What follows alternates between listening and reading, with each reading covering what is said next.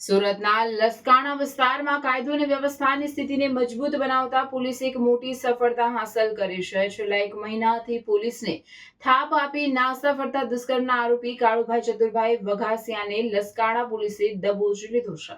પકડાયેલ આરોપી આમ આદમી પાર્ટીના પ્રવક્તા તરીકે સક્રિય હોવાનું સામે આવતા ધરપકડ બાદ સમગ્ર પંથકમાં ભારે ચકચાર મચી જવા પામી છે. પકડાયેલા આરોપી આમ આદમી પાર્ટીના પ્રવક્તા તરીકે સક્રિય હોવાનું સામે આવતા ધરપકડ બાદ સમગ્ર પંથકમાં ભારે ચકચાર મચી જવા પામી છે.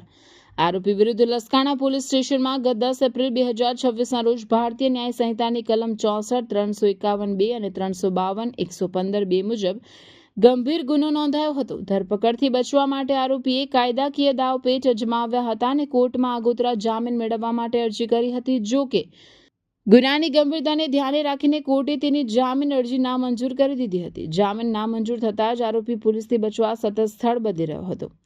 Police commissioner Anupamsinh Gehlot, additional police commissioner sector 1 Balram Meena, in-charge JCP zone 1 AM Parmar અને ડીસીપી A ડિવિઝન VR પટેલના માર્ગદર્શન હેઠળ નાસ્તા ફરતા આરોપીઓને પકડવા ખાસ અભિયાન છેડવામાં આવ્યું હતું.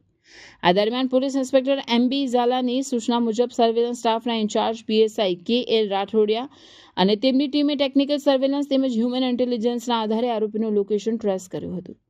પોલીસને સચોટ બાતમી મળી હતી કે આરોપી ડાયમંડ નગર પાસે સર્વિસ રોડ પર ઊભો છે. બાતમી મળતા જ ASI Virendrasinh Pravinsinh, head constable Hardipbhai Kantibhai અને હેડ કોન્સ્ટેબલ હરદીપસિંહ નારસિંહની ટીમે વોચ ગોઠવીને તેને કોર્ડન કરી ઝડપી પાડ્યો હતો. આરોપી મૂળ અમરેલી જિલ્લાના બગસરા તાલુકાના જૂના વાઘસણિયા ગામનો વતની છે અને હાલ લસકાણાના શુભમ રો હાઉસમાં રહેતો હતો. લસકાણા પોલીસની આ પ્રોએક્ટિવ કામગીરીથી રીઢા ગુનેગારોમાં ફફડાટ વ્યાપી ગયો છે.